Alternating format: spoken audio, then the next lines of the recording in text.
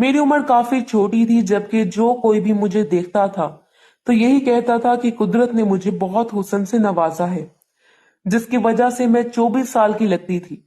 मेरी जात पठान थी, जिसकी वजह से मेरी रंगत काफी लाल थी और चेहरे पर मासूमियत होती थी। लोग मुझे सच में मासूम समझते थे, पर मुझे हर चीज की खबर होती थी। मेरे खानदान वाले मुझे बहुत मीसना कहते थे, क्योंकि मुझे अंदर अंदर सब बातों का इल्म होता था, जिसकी असल वजह ये थी कि मैं अपने माँ बाप की इकलौती औलाद थी और बचपन से इनके साथ होती थी। पर जब मैं रात को सो जाती थी तो मेरे अम्मी अबू मेरे सोने के बाद काम करने लगते थे और मैं छुप कर देखती थी। मुझे इस चीज का चस्का पड़ चुका था और जब मैं 12 साल की हुई थी तो अम्मी अब्बू ने जबरदस्ती मुझे दूसरे रूम में शिफ्ट किया था। मुझे बहुत नाज नखरों से पाला था, मैं सबकी चहेती थी। मेरे अम्मी अब्बू ने मेरा रिश्ता एक अच्छे घराने में तय किया था। वो लड़का काफी समझदार और बड़ी उम्र का था। मैं भी इसके साथ अटैच हो गई थी जब इसकी जॉब किसी बाहर के मुल्क लग गई और वो जल्द ही मुझसे बिछड़ गया था। मैं इससे फोन पर बात कर लेती थी। हमारी शादी मेरी पढ़ाई के बाद ही होनी थी। मेरे अब्बू के एक दोस्त थे जिनका नाम शाहिद था। मैंने अंकल ही कहती थी, पड़ी ने इस बात से बहुत चिढ़ थी कि मैं इन्हें अंकल क्यों कहती हूँ। इनकी उम्र 40 साल थी, पर वो बहुत जवान थे और उन्होंने अपने आप को फिट रखा हुआ था। वो जब भी आते थे तो मेरे लिए चॉकलेट लाते थे, मुझे गुड़िया कहकर बुलाते थे। एक दिन अचानक ही वो मेरे लिए चॉकलेट लाना भूल गए थे। इनकी चॉकलेट बहुत स्पेशल होती थी। मैंने इनसे शिकायत की कि अंकल आज आप चॉकलेट क्यों नहीं लाए, पर अंकल कहने लगे कि बेटा लाया तो हूं, पर आज ऐसे नहीं मिलेगी। मैंने अंकल से कहा कि फिर कैसे मिलेगी। जब उन्होंने अपना चेहरा मेरे सामने किया और कहने लगे कि पहले मेरी गुड़िया मुझे किस करेगी तब ही मैं चॉकलेट दूंगा। मैं हैरान हुई, पर मैंने ये कर दिया और अंकल ने मुझे प्यार से गले लगाया। मुझे अजीब सा महसूस हो रहा था क्योंकि मैं ज्यादा ही दब गई थी, लेकिन मैं कुछ ना बोली और चॉकलेट खाने लगी। दिन ऐसे ही गुजरते रहे और ये काम ऐसे ही चलता रहा। मुझे अंकल से कोई शिकवा ना था, क्योंकि मैं खुद भी खुले जहन की मालिक थी। एक दिन अचानक ही अंकल की हमारे घर दावत थी और हम सब मिलकर खाना खाने में मसरूफ थे। जब अंकल ने मुझे भी आने का कहा, इनके पास एक सीट थी, मैं वहां जाकर बैठ गई। सीट बहुत ही साफ साफ थी और सामने मेज था, जिसकी वजह से कुछ भी दिखाई नहीं दे रहा था। अंकल ने मौके का फायदा उठाया और मेज के नीचे अपना हाथ ले जाकर मेरी गोद में रख दिया था। मैं सबके सामने कुछ भी न कर सकी और बस अपनी इस हरकत को महसूस करने लगी थी कि इस एहसास से कुछ देर बाद ही मुझे पसीना आने लगा। मैं काफी नर्वस हो गई थी, पर मैं किसी को कुछ भी ना बता सकी। इस दिन के बाद से ये रोज का मामूल बन गया था। अंकल मुझे बहाने बहाने से टच करते रहते थे और मैं ये सोच कर चुप रहती थी कि इस छोटी सी हरकत से कुछ नहीं होता। एक दिन अंकल ने मुझे अपने घर आने की दावत दी। मैंने अंकल की दावत कबूल कर ली, क्योंकि मैं अपने घर रहकर बोर हो चुकी थी।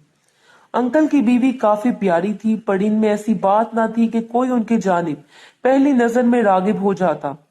मैंने रेशमी सूट पहना था और इसकी फिटिंग भी अच्छी खासी थी। अंकल की बीवी का मुझे देखकर मूड बन चुका था।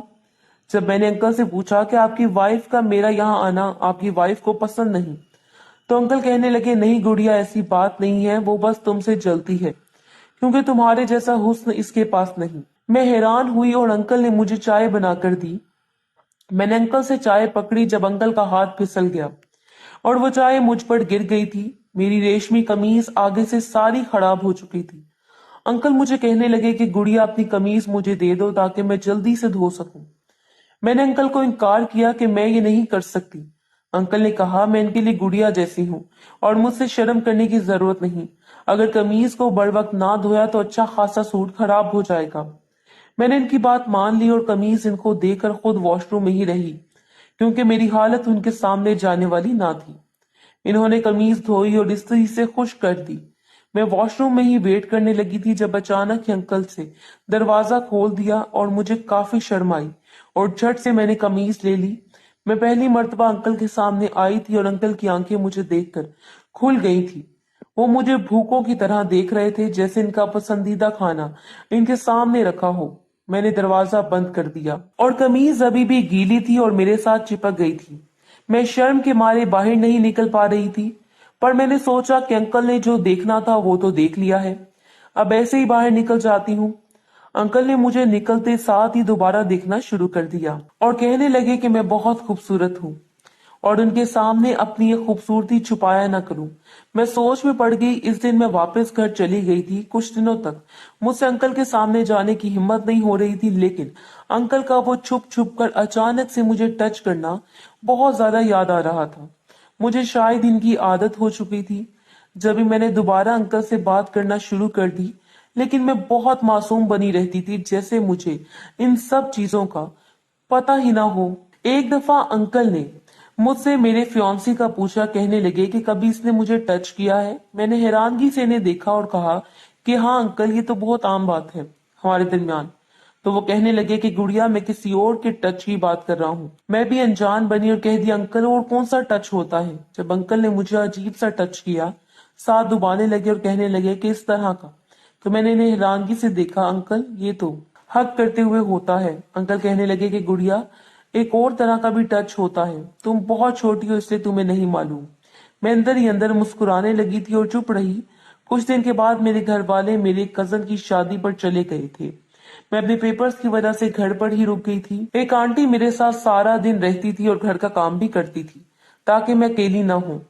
लेकिन रात को वो अपने क्वार्टर चली जाती थी, जो कि हमारे घर के ऊपर बना हुआ था। मेरे अम्मी अब्बू एक हफ्ते के लिए गए थे। मैं शाहिद अंकल से फोन पर गपशप लगाती रहती थी। एक दिन शाहिद अंकल ने मुझे बताया कि इनके घर पर काम हो रहा है, जिसकी वजह से इन्हें रहने में मुश्किल होती है। मैंने अपने अब्बू से बात की तो उन्होंने मुझे कहा कि शाहिद अंकल अब मेरे साथ ही रहेंगे। मेरे अब्बू को उन पर काफी भरोसा था और पहले तो मैं डर गई थी, क्योंकि मुझे शाहिद अंकल की नीयत का पता चल चुका था।